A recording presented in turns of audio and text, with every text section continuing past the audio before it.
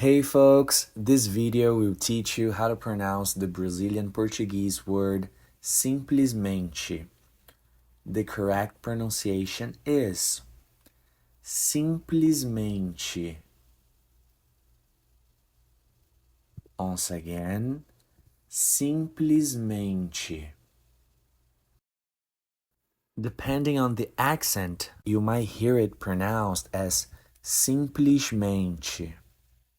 Simplesmente.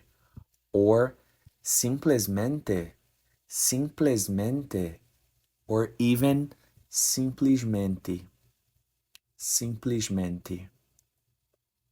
But remember, the correct pronunciation is always the one that people can understand, so don't be afraid. Choose whatever is easiest for you.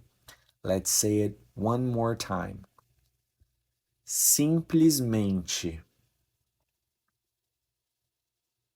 You've got it. If you have any other word suggestions, feel free to comment below.